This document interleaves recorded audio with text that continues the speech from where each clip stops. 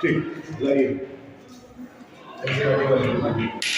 ये वो ये वाली जो लेटेस्ट वाली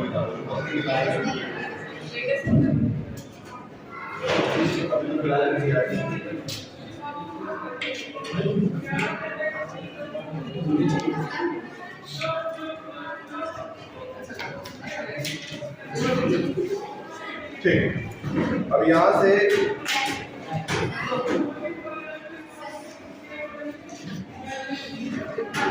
वन पॉइंट वन का एक लास्ट क्वेश्चन बचा हुआ है जो बहुत इंपॉर्टेंट है। 1.1 का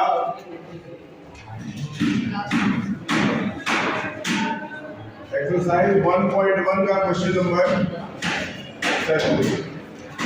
एक ध्यान से देखते हैं।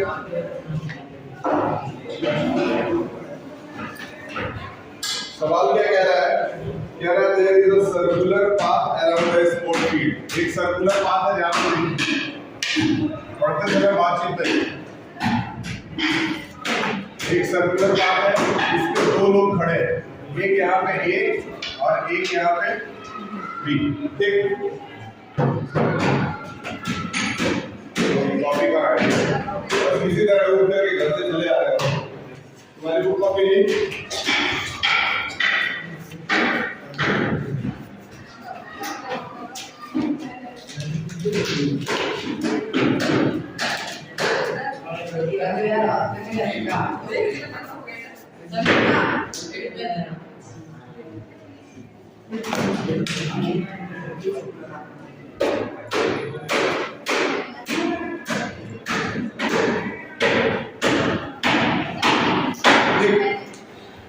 क्वेश्चन में बोला है कि ए और बी, एक है सूर्या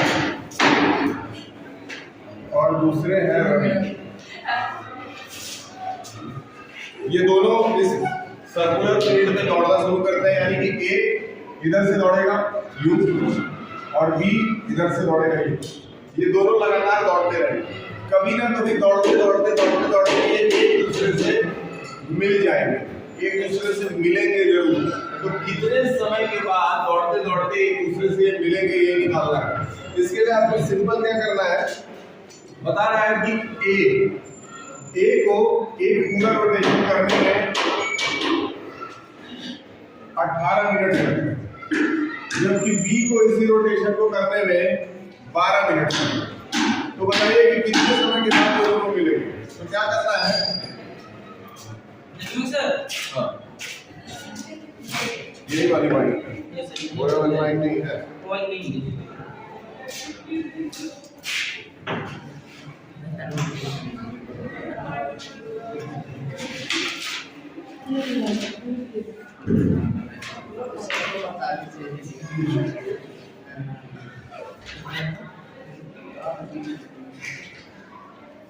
मन लगा के पढ़िएगा। देखिए कितने समय के बाद दोनों मिलेंगे, इसके लिए आपको 18 और 12 का एलसीएम निकाल देना है। सवाल में याद रखिए सिर्फ एलसीएम निकालना है 18 और 12 का। 18 और 12 का एलसीएम निकालना मेरे ख्याल से सबको आता होगा, निकल के दिखा दीजिए। टाइम आफ्टर विच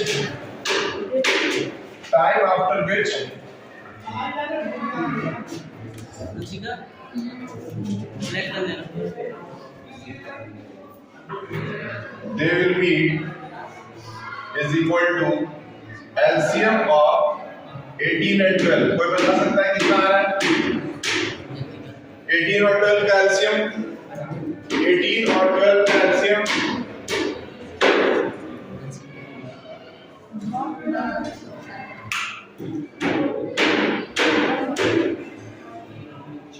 18 और 12 का एलसीएम क्या है?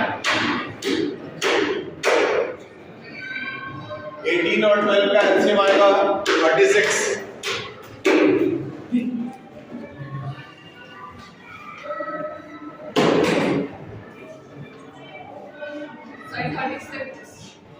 आ रहा है, ठीक है। तो एलसीएम हो गया 2 into 2 into 3 into 3 यानी कि हो गया 36। 36 मिनट के बाद ये दोनों एक दूसरे से मिलेंगे। आंसर के साथ सवाल याद रखिएगा। एलसीएम निकालना है। अगर एक शब्द भी अगर आपको याद रहे कि आपको एलसीएम निकालना है तो ये सवाल एग्जाम में आप गलत नहीं करेंगे। ठीक है, अब चलते हैं 1.2 पे। 1.2 का जो क्वेश्चन है वो स्टेप बाय स्टेप आपको एक सवाल कल ही बताया था, prove that √2 is an irrational number. जल्दी नोट कर लीजिए, prove that √2 is an irrational number. इसको हर साल पूछना ही पूछना है।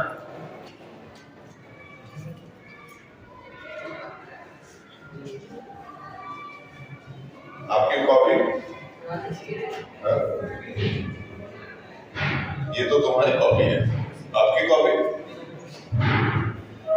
तो सुबह से आप लिखे किस पे? किस चीज की?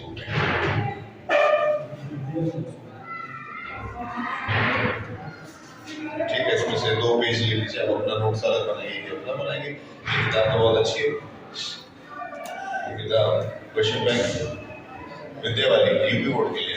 ठीक है, इसमें से देखिए ये सवाल अभी कराने जा रहे हैं, ये दिख रहा है ना, प्रूव दैट √5 इज एनसीईआरटी से क्वेश्चन लिया गया और ये बोर्ड में भी आया है। प्रूव दैट 500 इसी को एकदम रटवाना है, ये रटवा देंगे कम से कम अपना 3 नंबर फिक्स एकदम। चलिए ध्यान दीजिए। ठीक, अगला क्वेश्चन जो हम लोग करेंगे बहुत इंपॉर्टेंट है, 3 नंबर का एक सवाल। देखिए पीछे आप लोगों के पास, जिन लोगों के पास क्वेश्चन बैंक वाली किताब है, ये बच्ची के पास है, और उधर पीछे दोनों में ये सवाल आया हुआ है। हर साल एक सवाल इसमें से आता है। एनसीईआरटी बुक की खूबी है कि इसमें आए हुए लगभग 80% से ज्यादा क्वेश्चन बोर्ड्स में पूछ चुका है। ठीक, हम लोग सीखेंगे prove that √2 is an irrational number।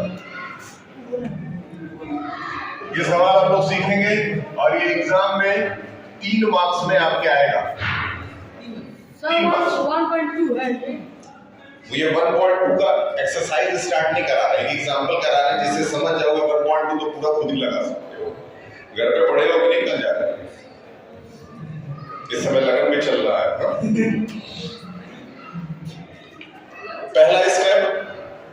पहला step number 1, let the number be, let √2 be a rational number. पहला स्टेप लिखेंगे, जैसे जैसे करा रहा हूं कॉपी में ऐसे ही नोट करेंगे और ऐसे ही अपने बोर्ड की कॉपी पे भी छापने के लिए जाएंगे।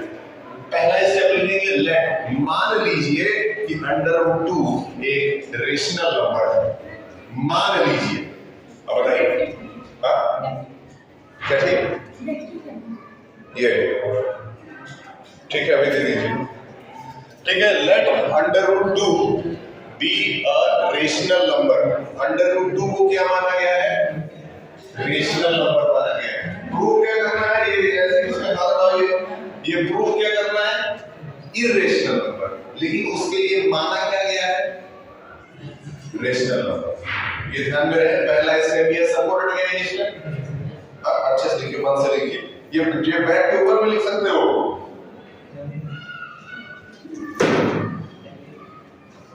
ठीक, पहला स्टेप याद हो गया। Number 2, therefore √2 is equal to a upon b। therefore अगर कोई रेशनल नंबर है तो उसको a upon b या फिर b upon q के फॉर्म में भी लिखा जा सकता है। तो अगला स्टेप लिखेंगे therefore √2 is equal to a upon b। 2 step याद हो गया। 12 या 15 स्टेप याद करना है।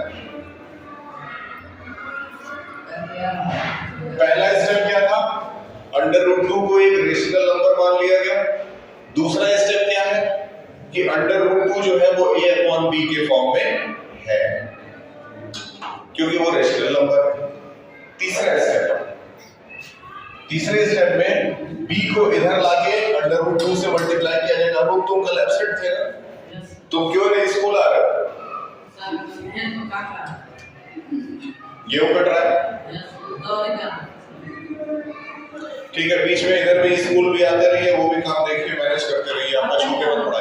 ये b इधर आकर के मल्टीप्लाई हो जाएगा, जिस दिन स्कूल आ रहा है उस दिन 1 से पढ़िए, b इधर आकर के इससे मल्टीप्लाई हो जाएगा, तो क्या बच जाएगा √2 b = a। तीसरा स्टेप याद होना चाहिए। बताओ 3 स्टेप सबको याद हो गए? याद करने की मकसद से पढ़िए।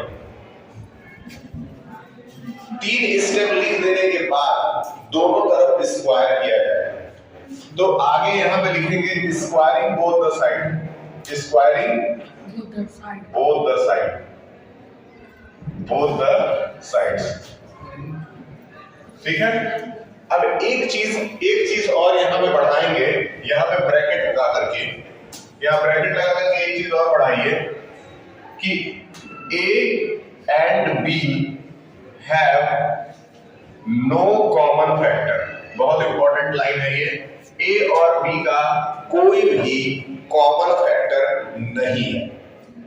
a और b का कोई भी कॉमन फैक्टर किसको छोड़ के? 1 को छोड़ के, क्योंकि 1 तो हर नंबर का कॉमन फैक्टर होता है। ठीक है, 1 हर नंबर का कॉमन फैक्टर, लेकिन a और b का 1 को छोड़ करके कोई भी कॉमन फैक्टर, याद रखिएगा। ठीक, अब आगे बढ़ते हैं। अगर इन दोनों तरफ हम स्क्वायर करते हैं तो √2b = a के इधर भी स्क्वायर आ जाएगा और इधर भी। आप बताएं √2b का स्क्वायर करने पे क्या आंसर आएगा? √2b का स्क्वायर करने पे आंसर क्या आना चाहिए? कौन बताएगा?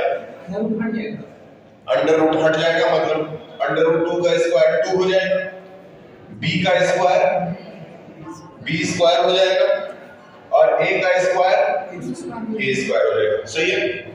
इससे एक चीज पता चला, यहां देखिए, अगर हम लिखते हैं 2 × 4 तो = क्या आता है?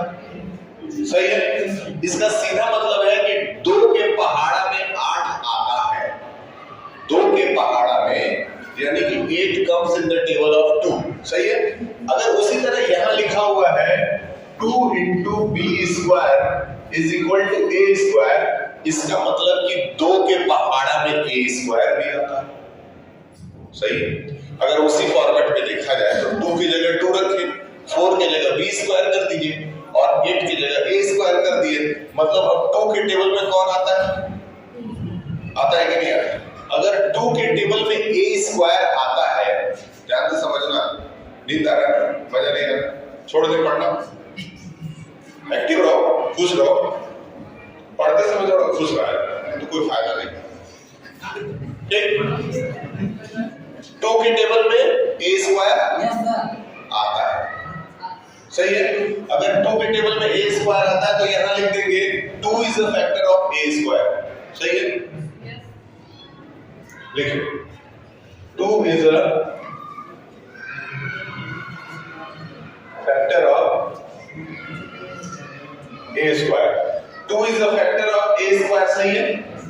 अनूप जी आप बताएं, आप बताएं। ठीक, अगर 2a² का फैक्टर है यानी 2a का भी फैक्टर है, मतलब ये कि 2, ध्यान से समझिए, अगर 2 के टेबल में 8 का स्क्वायर पड़ रहा है तो 8 का स्क्वायर कितना होता है? 64, यानी कि 2 के टेबल में 8 भी आ रहा होगा। सही है। अगर उस नंबर का स्क्वायर 2 के टेबल में आता है तो वो नंबर भी 2 के टेबल में आना चाहिए। ये सब जा रहा है कि नहीं दिमाग में? तो लिखेंगे 2 is a factor of a। ये पिक्चर का इंटरवल हो गया, मतलब आधा सवाल यहां खत्म हुआ, इतना ही और बाकी।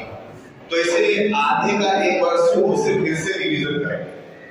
पहला स्टेप क्या था कि √2 को एक रेशनल नंबर माना गया और सामने ब्रैकेट में लिखा गया कि a और b का कोई भी कॉमन फैक्टर नहीं। दूसरा स्टेप √2 को a/b के इक्वल बना दिए, क्योंकि √2 रेशनल नंबर है तो a/b के इक्वल उसको लिखा जा सकता है। तीसरे स्टेप में क्या लिखा गया कि √b को ऊपर लिया गया और b को √2 से मल्टीप्लाई किया, तो यहां पे आया √2b is equal to a। Aslam ji आप ध्यान दीजिए, पढ़ने के बाद बातचीत करेंगे। दोनों तरफ अगर स्क्वायर कर दें, दोनों तरफ स्क्वायर किए तो √2 का स्क्वायर क्या आया 2, b का स्क्वायर क्या आया b स्क्वायर, और a का स्क्वायर क्या आया। अब फिर आपको यहाँ ले जाकर के एक एग्जांपल हम समझाए कि अगर 2 4 या 8 होता है और तो 2 × b square is equal to a square होता है, तो 2 के टेबल में अगर 8 आ रहा है तो 2 के टेबल में a स्क्वायर भी आना चाहिए। तो इसका मतलब 2 is a factor of a square. फिर आपको यहां से समझाए एग्जांपल दे करके कि देखिए अगर 8 का स्क्वायर मतलब 64 2 के टेबल में आ रहा है तो 8 भी 2 के टेबल में आना चाहिए, आता है। तो इसीलिए 2 is a factor of a, सही है, मतलब 2 के टेबल में a पढ़ना चाहिए, सही है। इतना दिमाग में रखना है। अब इधर का पार्ट डिलीट करेंगे और यहां पे फिर लिखेंगे।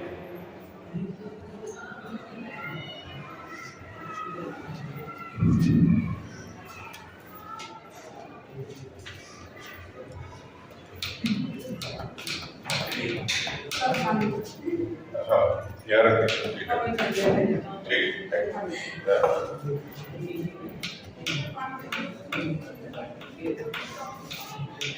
ठीक है। अब एक काम करते हैं, देखो 2 को a का फैक्टर हम प्रूव कर दिए हैं। यहां से इस सवाल को हाफ कर देते हैं। अब यहां लिखेंगे सिमिलरली। अगर सब लोग इस सवाल को नहीं समझ रहे हैं तो फिर पढ़ाने से कोई फायदा नहीं होगा, तो फिर इसको इसी पे रोक सकते हैं, रोक दिया जाए।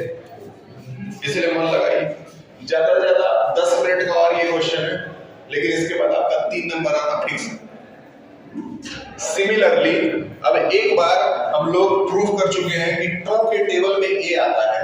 अब हम लोग प्रूव करेंगे कि 2 के टेबल में b भी आता है।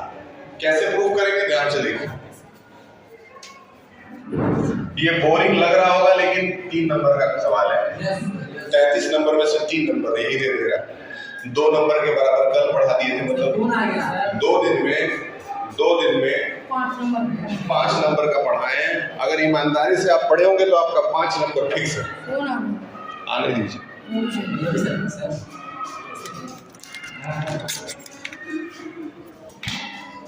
कराते हैं, ठीक है। ये क्वेश्चन देखिए आप, इसका हाफ पार्ट हो गया। अब यहां तक कर लेने के बाद से नेक्स्ट पार्ट में आएंगे और लिखेंगे similarly a is equal to 2 × c। अब यहाँ आपस में बात होती, यहाँ पे एक चीज ऐड किया गया है, a is equal to 2 × c। हम ये मान लेते हैं हम ये मान लेते हैं कि 2 का टेबल c बार पढ़ने पे a आ रहा है। अभी हम लोग यहाँ निकाले थे ना कि 2 जो है a का फैक्टर है, इसका मतलब 2 के टेबल में a आ रहा है। कितनी बार में आ रहा है, तो c बार में आ रहा है। मतलब 2 का टेबल c बार पढ़े तो कितना आना चाहिए, a आना चाहिए। ये इतना मानना पड़ेगा खुद से, ऐड करना पड़ेगा खुद से। अब यहाँ तक अगर ऐड कर लिया गया तो अब क्या करना है, a की वैल्यू यहाँ क्या थी, ये देखिए a की वैल्यू क्या थी, a की वैल्यू क्या थी √2b। तो a की जगह क्या रख देंगे √2b, और इधर क्या है 2c। अब दोनों तरफ क्या कर देंगे, स्क्वायर। यहां लिखिए squaring both the sides, squaring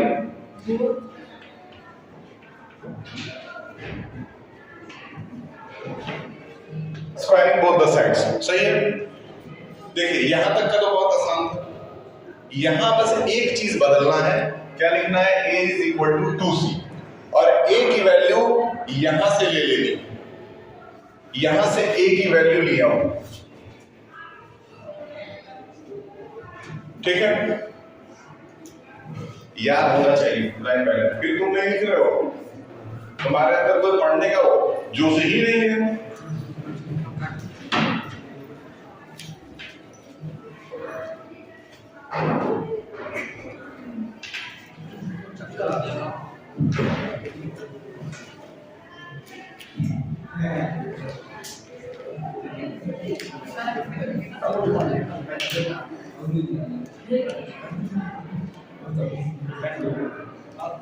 अब यहाँ देखिए अंडर रूट 2 का स्क्वायर कितना हुआ 2, b का स्क्वायर 2 का स्क्वायर और c का स्क्वायर सही है। अब देखिए इस 2 से इस 4 को कितनी बार में काट सकते हैं, इसका मतलब आ गया b square is equal to 2c square सही है। अब ये चीज याद करिए यहाँ पे आया था a square is equal to 2b square, उसी तरह का वहां भी आया 2c square is equal to b square. इसका सीधा मतलब है इसको इधर और इसको इधर भी लिख सकते हैं, मतलब कि 2c square is equal to क्या लिख सकते हैं b स्क्वायर, बात वही है ठीक। अब बताइए 2 का टेबल c बार पढ़ने पे कितना आ रहा है, यानी 2 का टेबल c स्क्वायर बार पढ़ने पे कितना आ रहा है b स्क्वायर, यानी कि 2 is a factor of b square. ये लाइन याद आ रहा है 2 is a factor of b और यहाँ पे 2 is a factor of b, फिर उसके नीचे क्या था 2 इज अ फैक्टर ऑफ, तो यहाँ क्या बन जाएगा 2 is a factor of b। देखिए 2 is a factor of b सही है। आपको शुरू में यहाँ पे ब्रैकेट में एक लाइन लिखवाए थे, वो क्या लिखवाए थे, लिखवाए थे कि a और b का 1 को छोड़ करके कोई कॉमन फैक्टर, लेकिन यहाँ तो पता चला कि a का फैक्टर 2 भी है और b का फैक्टर 2 भी है। तो जो हम लोग स्टार्टिंग में माने थे, जो एजम्पशन किए थे, वो हमारा एजम्पशन क्या निकला, गलत निकला ठीक है। हमारा एजम्पशन क्या निकला, गलत निकला। अब यहाँ के बाद इधर वाला पार्ट जो है वो इरेज कर रहा हूं। अब एक लाइन लिखेंगे therefore a and b both have a common factor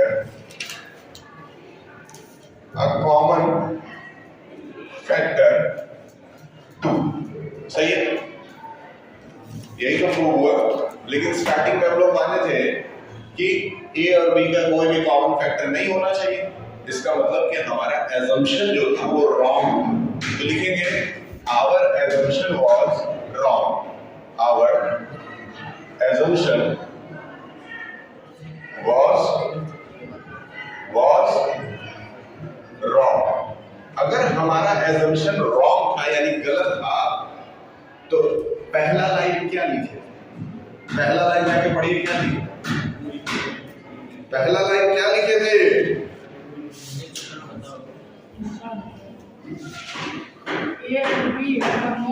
पहला लाइन क्या लिखे थे,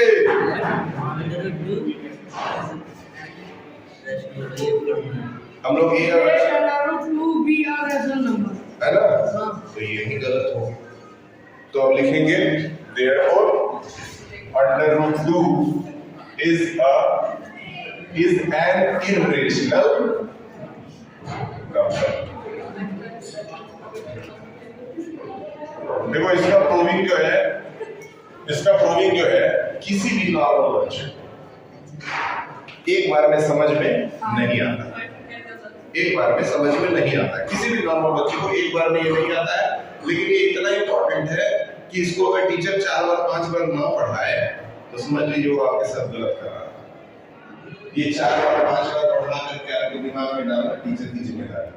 तो एक बार में कम से कम ज्यादा नहीं 10% समझ में आया, 10% तो आया है। आपकी कॉपी कहाँ है,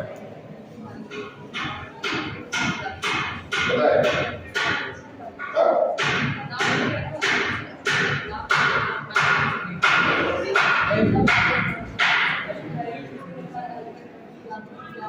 ये ध्यान में रखना है ठीक।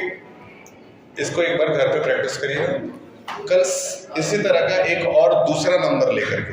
अब क्या करना है, जैसे √2 की जगह √5 दे देगा, √6 दे देगा। जैसे √5 वाला नंबर जो था ये दिखाई दे रहा,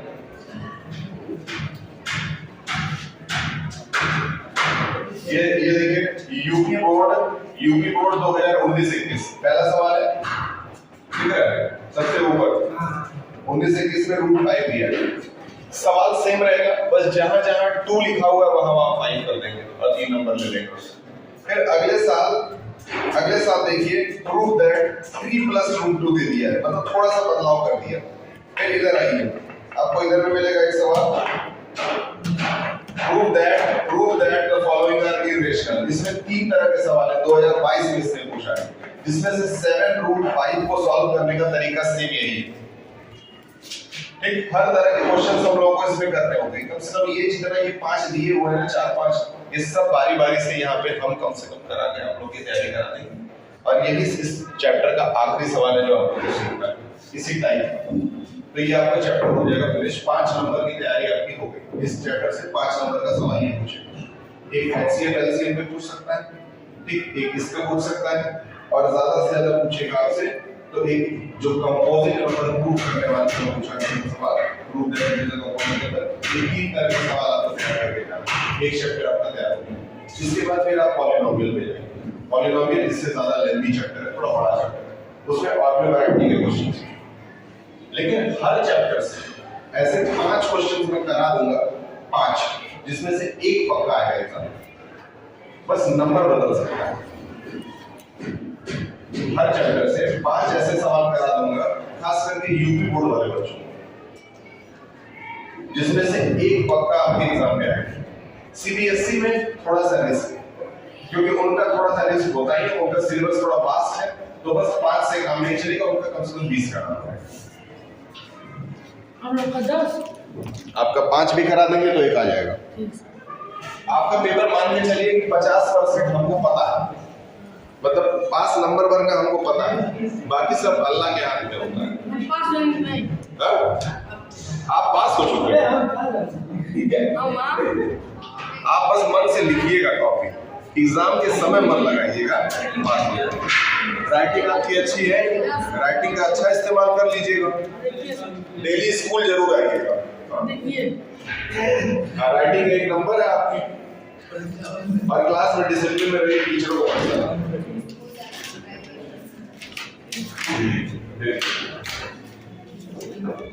सर गेम खेल ले सर। देखिए गेम का पीरियड अभी बना नहीं है, इसलिए गेम का परमिशन